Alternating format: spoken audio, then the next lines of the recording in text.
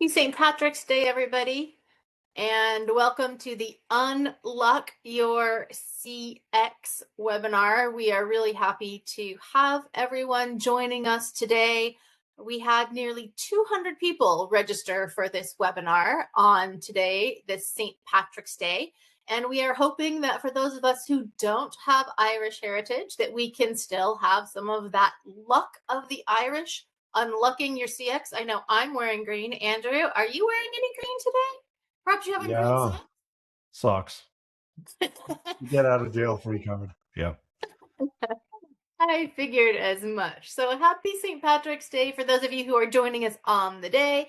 And for those of us who will be re-watching this at a time of your choosing that is more convenient, we hope you had a wonderful St. Patrick's Day, maybe even got to go out after hours to have green beer, which I know is on my list of things to do this evening.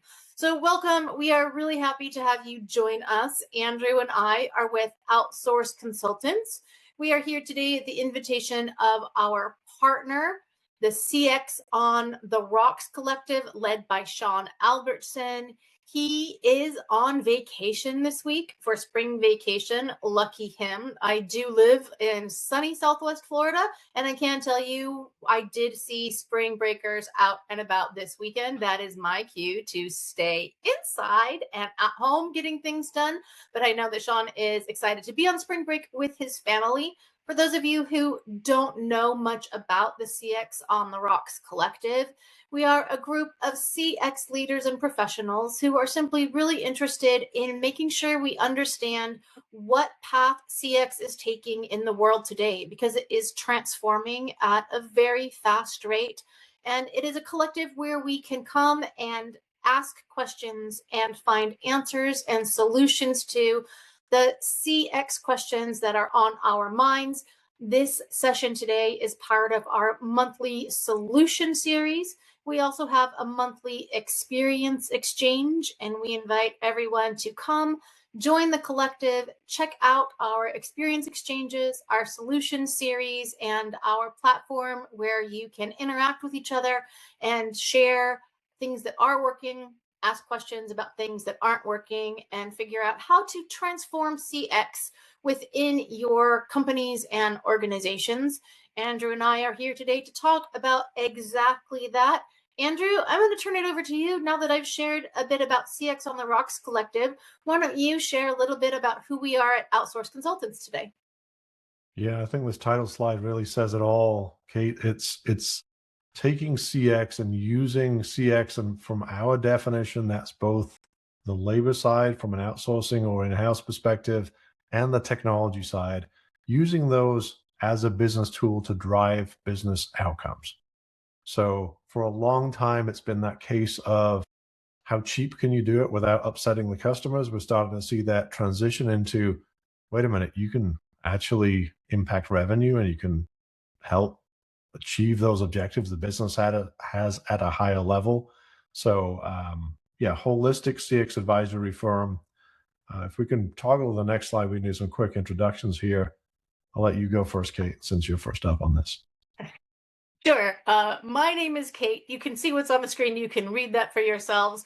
I like to say that I am first and foremost CX advisor who is concerned with the human to human experience. I know that automation, whether it's robotic process automation, which has been coming along for a long time, or the way we are leaning currently with so many solutions about agentic AI at the end, it's still the human to human interaction that I live for. And so that is what I want to focus on and make easy. Although at Outsource Consultants, we do make sure that we encompass all of the different areas of CX. So both the human to human, robotic process automation, AI, whether that's generative or agentic. And so I love to be involved in all of those touch points with making the human experience better. And even if the human experience is made better because the AI is working, that makes me happier as an individual when I'm reaching out to a company. So that's me. I like things to be easy. How about you, Andrew?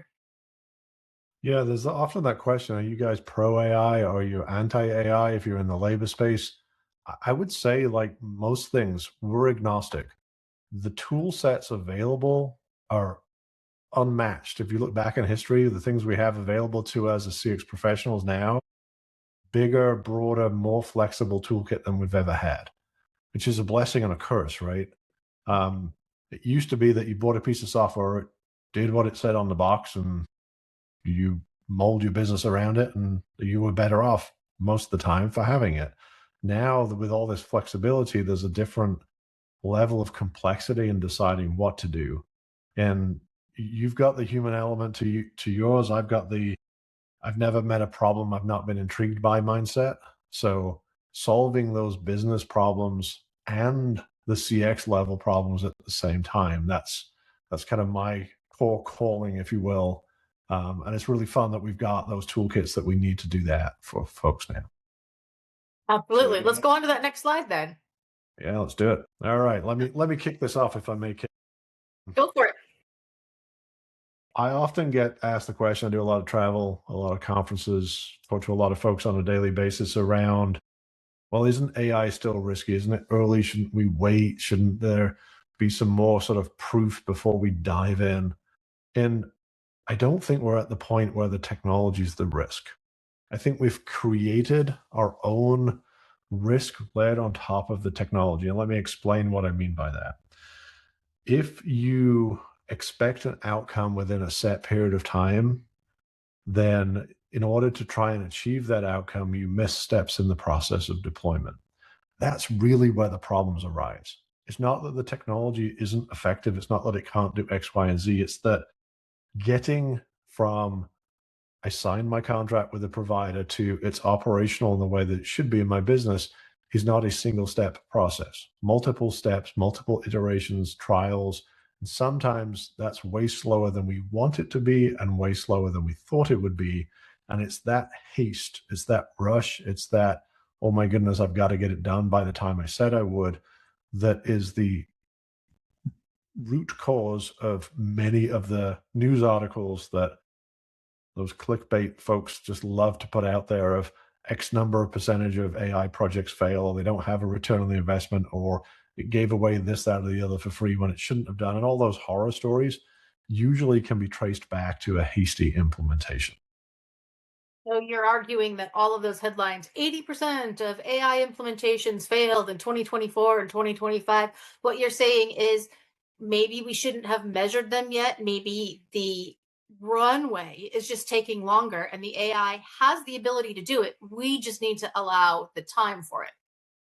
I'm confident in saying that AI will be able to solve that problem that you defined that it was a good fit for. You'll get there. The issue comes in, how long do I need to get there? And it's not a singular answer for everybody. Different situations, different data set, different end customer readiness, different deployment, different resistance, different human elements. There's so many factors in there. It's all about when it will work, not if it will work, assuming that you've got a reasonable expectation going in. So the the piece on the bottom here is the crux of what we'll spend the rest of our time talking about is how do you systematically offset the risk? Now that we've ruined everybody's day on St. Patrick's Day and told them that there's this inherent risk because of time frames, what can we do to mitigate that risk, and how do we logically and systematically reduce the exposure that you have? Because I want to be clear before we move on that not starting is probably the biggest risk that you have. Because with the pace that things are going at, if you wait for it to be safe and make a safe choice, you'll probably be so far behind that catching up is going to be extraordinarily difficult, if not impossible. So this is a case of we need to move. We need to do things. If you're not already doing things, now's the time. The question is, how do you do them in a risk mitigated and cost effective manner? I love what you're saying. And I think the part that makes me happy is we're not talking about eliminating jobs. We're talking about making Oh, humans no. solution to reducing AI implementation risk, right? Yeah, I've not seen it in any but, again, clickbait news articles. I've not seen this massive shift in headcount reduction that everybody had already forecast would have happened by now. We could talk more towards the end in terms of why that's the case and how smart companies are using headcount that maybe used to do some really basic stuff is now freed up. How do you deploy that and start to get back to where we started, which was that revenue growth lever? But no, we're not seeing people being replaced. We're seeing people being elevated. We I can think go on to that's the next absolutely slide, I right. think. All right. So to break it down into two logical buckets, this one is for most times, and I've, as you saw from my bio, been doing CX technology work for some time, we'll say. And this has been the case that if you wanted to buy a piece of technology, you'd go to your CFO, your head of finance, and you'd say, this is what it's going to cost. And this is the return that it's going to give me, at least if you were well prepared. This is the return it's going to give the business by this date. And you'd have a negotiation back and forth of what a reasonable return looked like. And if you were successful, you'd be granted a quote unquote budget to go buy the technology. And that came with an expectation. Now, back in those days where software did what it did, it was fairly easy to extrapolate from other people's experiences what your likely timelines were and be relatively accurate with it. Um, where we see the AI problems come in is it's inherently more flexible. And people start AI projects with, I'm not sure how it's going to work and how it's going to help. I just know it will. And that is a really hard thing to translate into a solid return and a solid timeline. So we get into this, we made a promise. Now we've got pressure on us. And then we rush through the process in order to deliver something back to the business. And that's where the cracks start to occur. Any thoughts there, Kate? Yeah, I think that when you remove that rush that we have to absolutely feel like we have to prove that ROI. Now, obviously, you don't want to ever invest in that new tool, a shiny new tool, and then not have that ROI. But to your point at the beginning, sometimes it just takes a little bit of that extra runway. And if you can understand that you don't have to be bounded by that, I think that's really Mhm. important. The question that I have, Andrew, is like when you're having this conversation with your C suite and you're saying, hey, we want to do this, but we don't want to be bounded by that date. How do you have that conversation and how do you get around what they're going to say? Complete avoidance of the conversation in the first place is our advice. So, That's really interesting advice. Tell me more, Andrew. so how do you do that? How do you not put yourself in a position of having that negotiation and making those commitments? Really simple concept. You take what you're spending now and you divert a portion of that current spend into that investment. So it's not I'm spending, let's use percentage points. I'm spending 100% of my budget. I'm going to ask for 5% more in order to make this investment to get a better outcome in the future. You say, I'm spending 100%. How do I get that to 90%? And then I've got 10% to play with. So the conversation with the finance folks is, if I can find savings within the current spend, we do the negotiation, we make all of that effort ahead of time. Is it okay for us to reinvest that in the business? So you're still having a open conversation, but you're not asking for new money. That's usually the best way of reducing and often eliminating the expectation of a return. Because I'm already spending those 100 percentage points today. Yeah, if you want to do something different with it, sure, go ahead. Right. And that's a slight oversimplification of the conversations, but it's a massively easier conversation than the please sir, can I have some more and get up to 105%. So I Love it. think the next slide sort of breaks that down a little bit. There we go. So Kate, you want me to step through this one or do you want to do it? Oh, sure. I can do this one for sure. So, and this is exactly our secret sauce that we have at Outsource Consultants. Like you said, Andrew, we don't need to necessarily ask for permission. The clients that we are advising, they create the budget by simply outsourcing to a BPO that is going to provide them the same experience or a better experience and deliver those outcomes faster and cheaper, which is going to give that initial investment for the AI to run concurrently at that same time, which is really what we're talking about here. So, you by running a labor play at the same time that's creating your budget to run your AI play, you're really mitigating that risk to get to that third outcome, which is that dream state CX. And Andrew, I think an analogy that works well here is a lot of times companies are like, okay, you need a budget. We are going to say you have to have the results of that by that ROI by a certain end date. So you set off at a sprint, you have a baton in your hand like you're running a relay race, and you're supposed to get that baton to your CEO so that he can say, okay, we're now ready to move forward on the next project.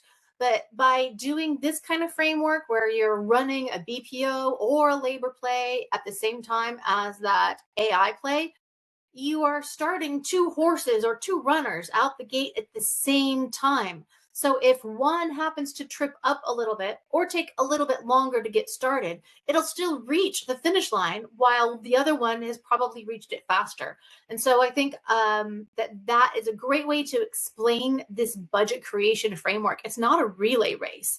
You're running two horses, two people, two departments within your CX ecosystem at the same time to get that better result, which is getting somebody across the finish line in this case.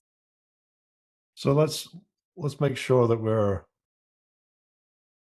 talking about there's two key themes to this whole presentation. The next one is about risk mitigation. This, in its simplest form, everything that Kate said is correct.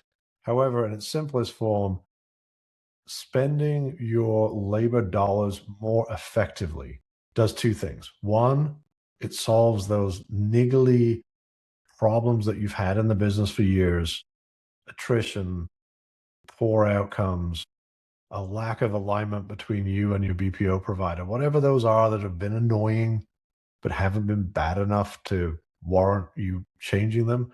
Those get solved within this first phase. So we're doing it with the intention of creating a budget, that innovation fund to go spend on AI, but it also sorts out some other problems. You'll notice that it says reduce cost and improve service. This could theoretically go in, do that first. And from a budget creation perspective, this is not a mythical ROI that things will become better. This is, I'm spending $1 million today. After this is done, I spend 750,000. I've got a 25% savings. So I've got $250,000 that are not going out the door now to a BPO, and they can be used for AI. Then the AI project is funded. So that's the simplest piece of this. I think the next example will give us some more context around running those two in parallel. But I want to build slowly, keep the suspense here. All right, let's go to the example. So this is a real world. One of the things that we've noticed, I just did it there, I talked about percentages. And sometimes, especially for those folks that are involved predominantly in software acquisition, the math doesn't really work when you think about percentages. You don't appreciate how big the labor spend is. So here's a real world example. This is an outsourced consultant's client, PE-backed, and they wanted to make investment in a new CCaaS solution, didn't have budget to do so. We did exactly what was on that last slide. Labor optimization, solved a bunch of problems, got them better outcomes, better experience, saved $1.6 million in year one. That was significantly more than enough. If you do the math, anybody that knows what CCaaS costs for a 300-seat CCaaS, it wasn't near that number. So completely funded that technology deployment. And it was CCaaS with some bells and whistles, so not just basic stuff. But what it did is it allowed them to make that transition without that time frame, without that return on investment date requirement. And net zero, probably the most powerful number on this slide, in my opinion, is the smallest one. Net zero. Didn't spend a dime more than it was spending before. In fact, they actually, if you do the math, actually save some money. Any comments here? I mean, that is really, really powerful. And for those of our audience members that might not know what PE stands for, that's Oh, just, yes. private equity. And I think the key to realize here is that private equity firms, they usually want to buy a company, quickly make some changes to save money, and then turn around and sell it. And that works really great for those private equity backed firms, but it works really great for any company at all to get those kinds of really quick results. And I know we do have a lot of private equity backed companies within our portfolio here at Outsource Consultants. But this is something that would be really intelligent for any company that is PE backed or privately owned or publicly traded. It doesn't matter because it's that zero number that you were talking about there that is so important. Net new tech budget was zero. And what did we deliver? Better outcomes and the ability to have the new technology that you needed. And I think that's one more thing, Andrew, that I'd like to point out here. We keep talking Mhm. about funding AI projects, but it doesn't have to be an AI project. It can be anything within a company, whether it's AI technology, regular technology, or something, outside of even the CX space. We can free up those funds. Great call out.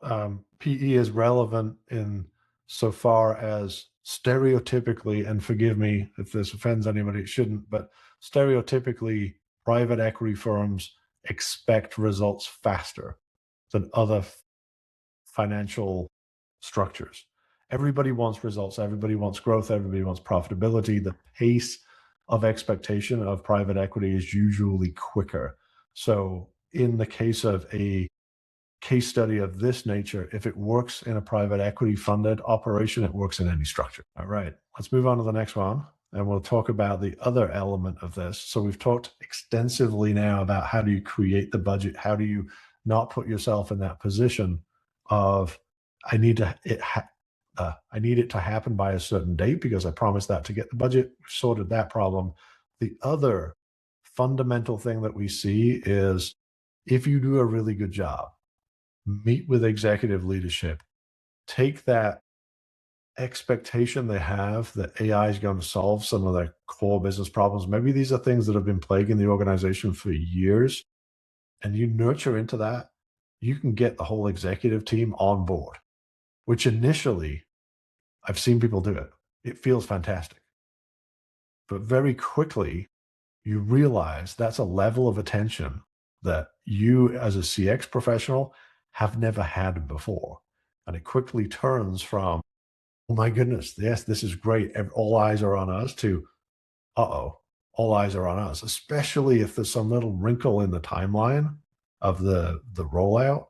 So rather than the AI is the only path, what we're seeing is a pragmatic approach that says ultimately the solution to any CX problem is a combination of technology and labor. This has been true as long as I've been in the business, and that's been a while. So if that's the case, why would you do a project in isolation and not do something with both? The premise being, if AI is, as we talked about at the very start, a little unpredictable in terms of when, then why wouldn't you combine it with something that's very certain on when it can give returns of more consistent, higher quality outcomes at a lower price point? And that would be the labor play that Outsource Consultant specializes in. Running those two concurrently removes that risk of it's the end of quarter and I don't have anything to report back to the board. Kate, what are your thoughts on this? It makes the most perfect sense ever. I mean, Andrew, when you talk about technology has always depended on labor, maybe point in the future, it won't as much, but since the beginning of the Industrial Revolution, all of the labor that was used the technology to make it better, faster, cheaper. And I think we're still there, except that what we've really added in now that I think is exciting about the AI is the ability to make it better, faster, cheaper, but then still deliver a better experience through figuring out what it is that at any individual company or organization, what is it that you want to find as your differentiator? What is going to be your one thing? I mean, when we think about Amazon, everybody knows that you can look at your Amazon app and you can figure out exactly where your package is. Well, some companies might not think that that is anything that they want to be differentiated about, but having all of those tools, you have that ability now with that combination of good labor that you can afford because number one, you optimize your labor. Number two, you optimize your technology. And so you have two places of savings now once these are moving forward correctly, Andrew, right? Which then you can use those savings to go back in and keep iterating and then hire even better labor. Sometimes that means moving it back in the case of where we are in the USA, would mean moving it back onshore to have the expectations met of the citizens in this country who oftentimes really want to have somebody on the phone who has the same, regional accent that they do or understands different cultural issues. And so I think that's something that's really important to point out here is that the revenue can keep coming in, the savings can keep accruing, and you just never stop making that CX better. It's kind of like, with this capitalist economy that we have in this country and around the world with this global economy, we have to keep growing, changing, and iterating. If you stop, you're stagnant. And I think that's where this kind of having two horses in the race running at the same time and that mindset of continually reinvesting it, figuring out, okay, we achieved outcome one, what should outcome two be? There's no time to sit and take a break today if you really want to drive CX. It's an interesting time. I've often said the thing that I aspire to for the remainder of my career is to be able to sit next to somebody on a plane, tell them what I do for a living, and not have them tell me horror stories for the next 3 hours of the flight. Because this is what happens every time. They feel the need that I need to know that they're horror stories in customer experience, and they'll recount them all with vivid detail.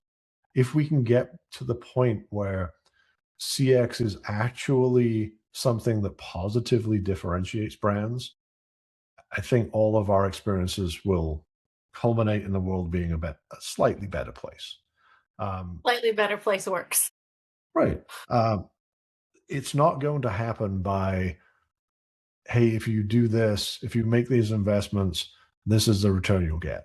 It's going to happen by, let's be more strategic and intentional about how we spend the money that's already been allocated. And this whole conversation that we've had today hasn't spent a dime more of the customer's money at any point.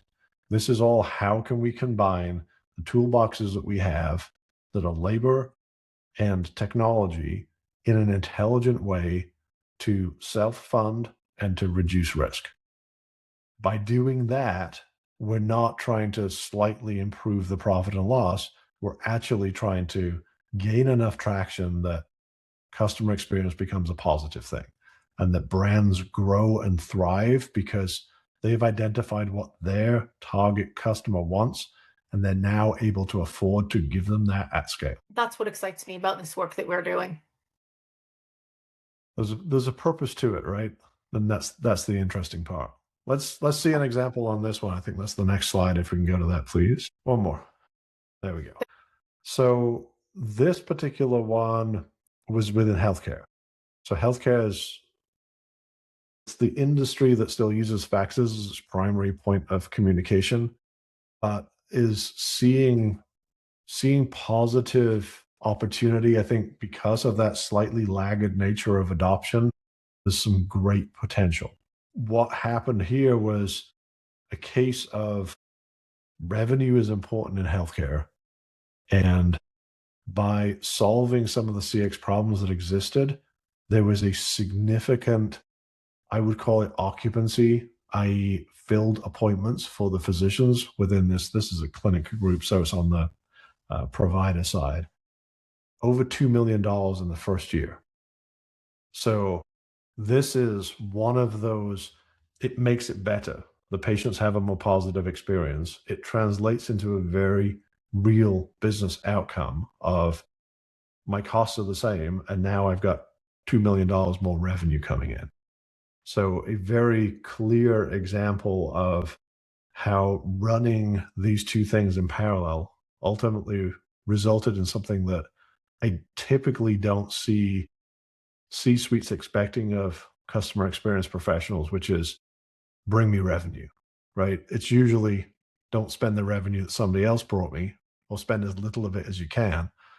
This is actually a revenue generating story, and we're starting to see more and more of these. I think it's a very strong trend for 2026.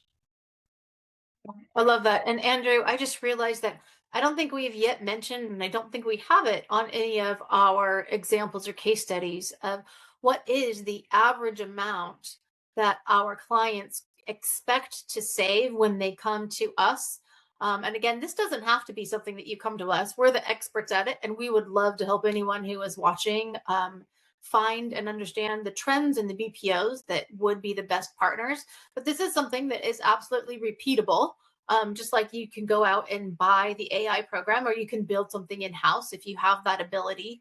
So, what is it, Andrew? How much does the average client who wants to find a BPO save when they find the right one? Let's assume that we are going to keep consistent service, make it at least the same or better, so that it will drive these kind of outcomes.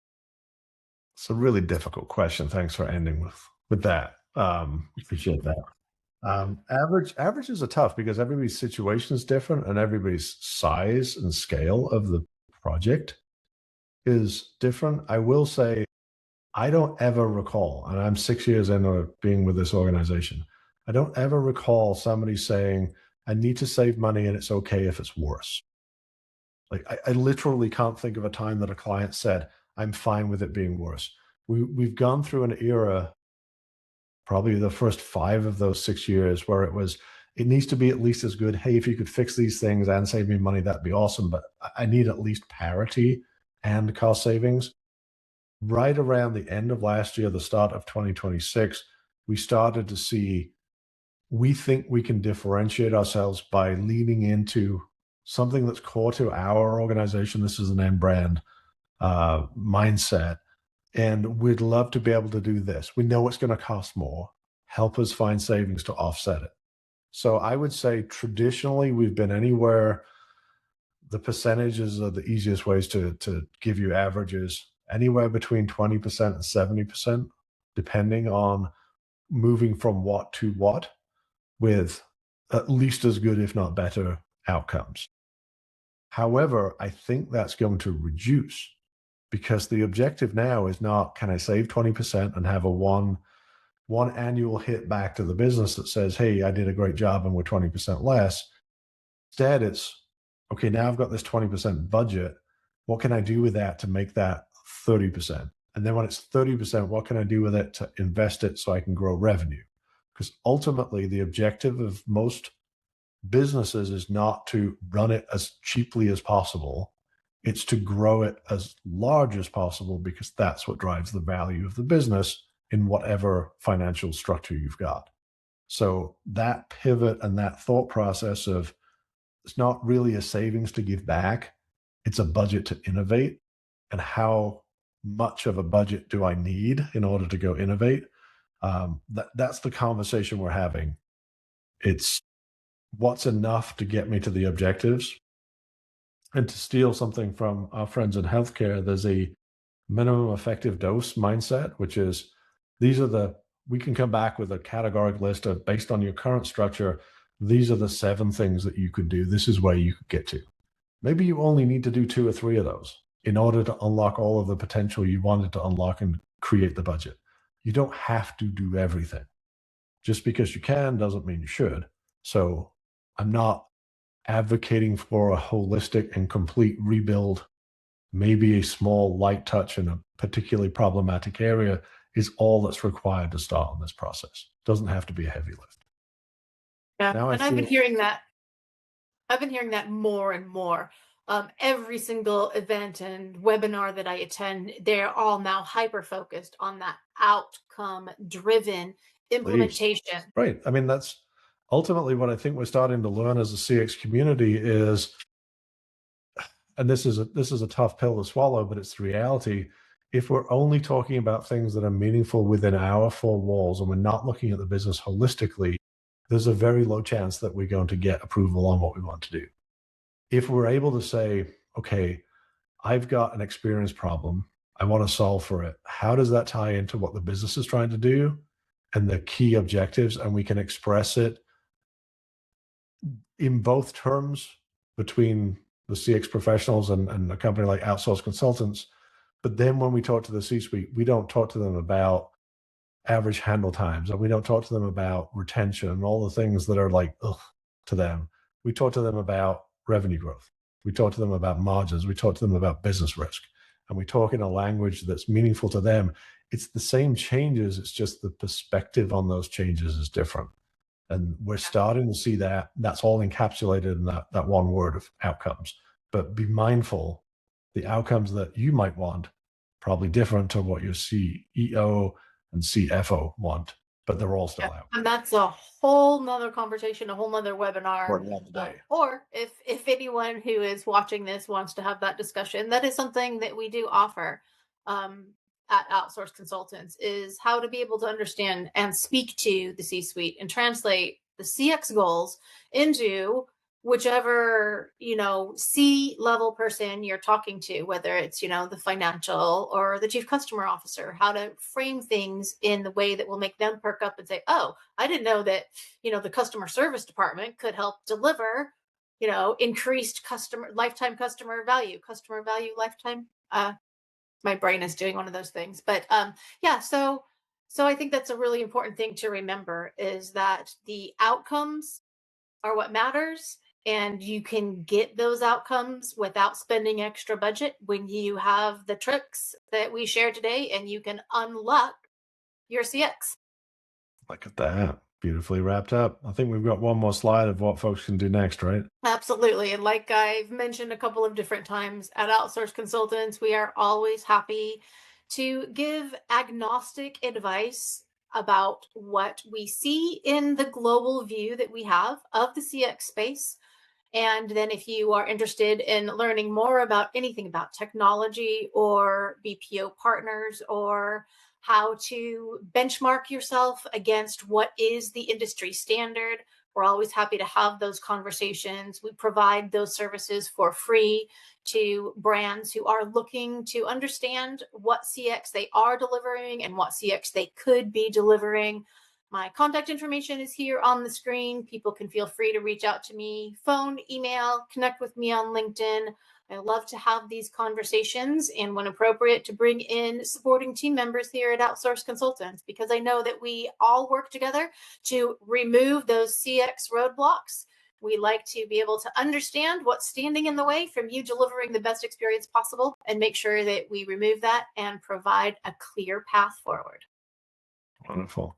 Well, thank you, everybody. We appreciate you spending the time with us today on the St. Patrick's Day, or all of the advice is applicable every day of the year. It doesn't have to be St. Patrick's Day for this to work. Thanks, everybody. Wonderful. Thanks, everybody.